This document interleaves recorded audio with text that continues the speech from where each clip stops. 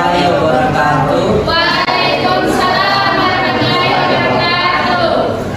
Kami perwakilan dari kelompok 5 yang beranggotakan 4 orang, yaitu Ahmad Fatul Salam, Ananda Akhlatil Tenri, Nur Alia, dan saya sendiri Siti Fatia Salma Aziza. Di sini kami akan menjelaskan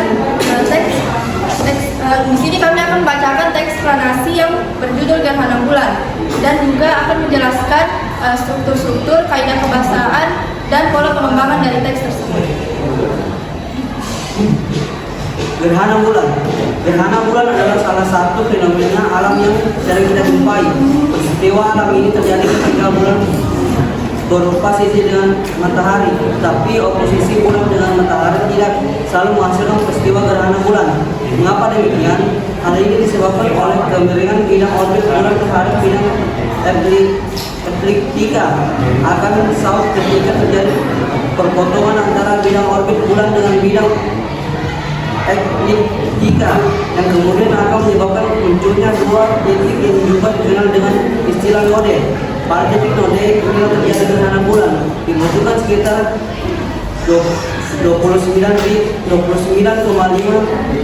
hari sampai bulan bergerak dari satu titik ke titik posisi lainnya. Faktanya terkadang penampakan bulan masih dapat terlihat ketika terjadi gerhana bulan. Hal ini karena berbeloknya sinar matahari yang masih tersisa menuju arah bulan yang disebabkan oleh atmosfer bumi. Sinar matahari yang dibelokkan tersebut memiliki spektrum cahaya kemerahan. Inilah alasan mengapa saat peristiwa gerhana bulan, tampilan bulan akan terlihat lebih gelap dari biasanya berwarna merah gelap, hingga atau bahkan coklat. Peristiwa gerhana bulan ini merupakan tingkat yang berdampak atau pengaruh besar terhadap kehidupan di bumi. Hanya saja permukaan air laut di bumi akan mengalami kenaikan permukaan air saat terjadi gerhana. Oleh karena itu, saat terjadi gerhana bulan, nelayan disarankan berhati-hati saat mencari ikan di laut. Jadi, ketika bumi menutupi sebagian atau seluruh penampakan bulan, maka pada saat itulah akan terjadi gerhana bulan. Baik, saya akan membacakan struktur dari teks tersebut. Yang pertama yaitu pernyataan umum atau identifikasi fenomena yang terdapat pada paragraf 1, yaitu pada teks gerhana bulan adalah salah satu fenomena alam yang sering kita jumpai.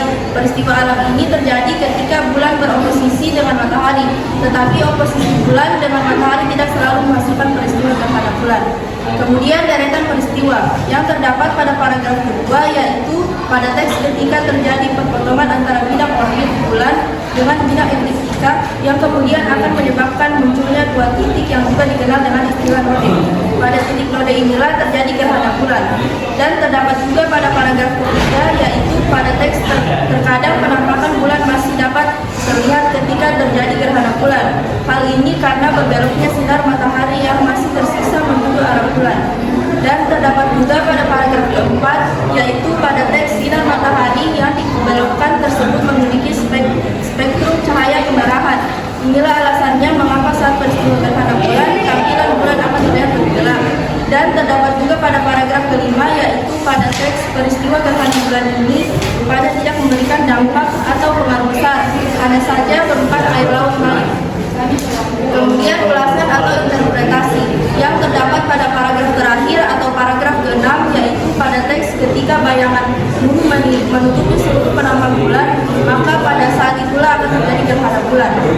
Kemudian kita beralih ke kaidah pembahasan kita. Yang pertama yaitu konstruksi kausalitas yang terdapat pada paragraf kedua, yaitu pada teks hal ini disebabkan oleh kemiringan bidang orbit bulan terhadap ekliptika, termasuk konstruksi kausalitas karena terdapat kata disebabkan.